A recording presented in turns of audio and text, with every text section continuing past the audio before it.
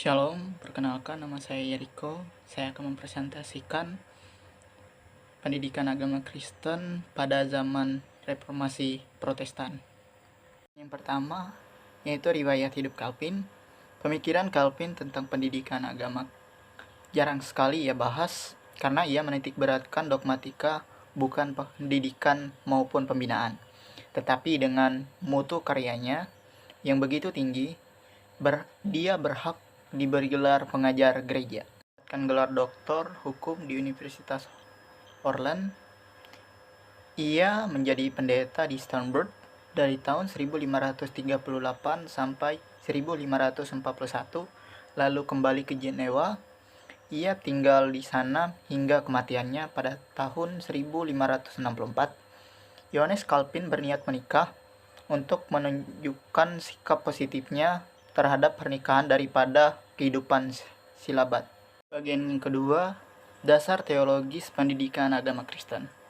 Calvin memiliki dasar teologi tentang pendidikan agama Kristen, yaitu yang pertama, kedaulatan Allah, yang kedua, Alkitab sebagai firman Allah, yang ketiga, ajaran tentang manusia, yang keempat, ajaran gereja, dan yang kelima, tentang hubungan gereja dan negara. Ketiga, pendidikan agama Kristen, asas-asas pelaksananya. Yang pertama, apa itu pendidikan agama? Menurut Calvin, memandang pendidikan agama Kristen adalah pemupukan akal orang-orang percaya dan anak-anak mereka dengan firman Allah di bawah bimbingan Roh Kudus. Pendidikan Kristen yang mana mendasarkan bahwa orang Kristen mulainya sudah dipilih Allah, sehingga sering timbul pertanyaan bahwa mengapa perlu mendidik jika Allah sudah memilih orang-orang tertentu, yaitu orang Kristen. Pandangan Calvin terhadap tujuan pendidikan dipandang melalui hidup Yesus yang sebagai seorang yang rajin berdoa dan beribadah. Calvin melihat diri Yesus yang hidup tanpa menginginkan seturut dengan kemauannya, melainkan demi keprihatinan Allah terhadap manusia.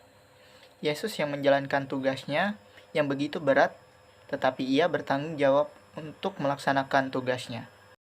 Pendidikan agama Kristen mempunyai tujuan untuk mendidik para putra-putri melalui ibu atau gereja dan dilibatkan dalam penalahan Alkitab sebagaimana menurut Roh Kudus dan mengambil bagian dalam kebaktian dan dapat menjalankan tugas panggilan sehari-hari. Yang ketiga, para pelajar. Calvin menggunakan contoh gereja purba, yaitu keperluan untuk mendidik anak-anak, laki-laki dan perempuan dalam ajaran iman. Jemaat kedua adalah anak muda. Mereka harus wajib menghadiri kebaktian minggu maupun hari-hari lainnya yang sesudah terlebih dahulu diberitahukan.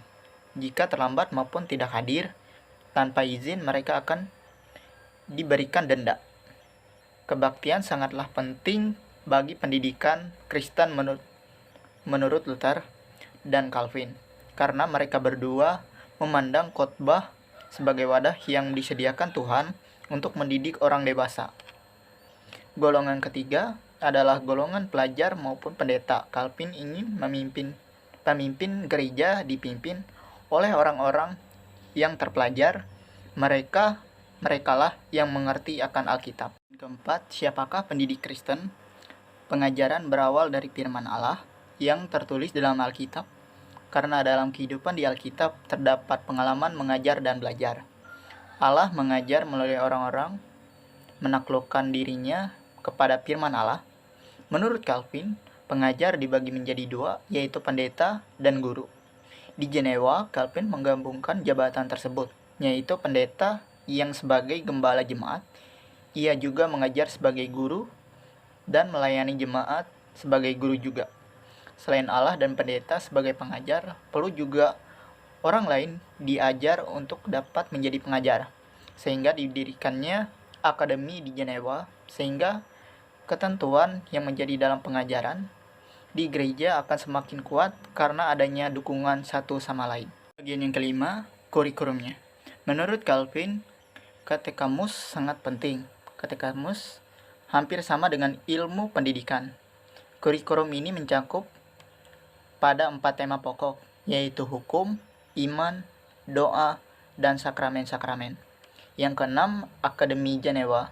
Pada tahun 1541, Calvin kembali ke Jenewa dalam rangka usahanya untuk memperbaharui gereja dan masyarakat sesuai dengan asas-asas Alkitabiah, mendorong gereja dan Ketapraja Jenewa untuk mendirikan satu akademi yang bermutu untuk mencakup pendidikan menengah dan perguruan tinggi. Pada tahun 1559,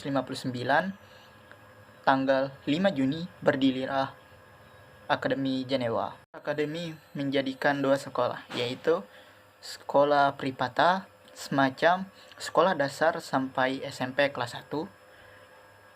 Yang kedua, sekolah publika, SMP kelas 2 sampai SMA, dan perguruan tinggi.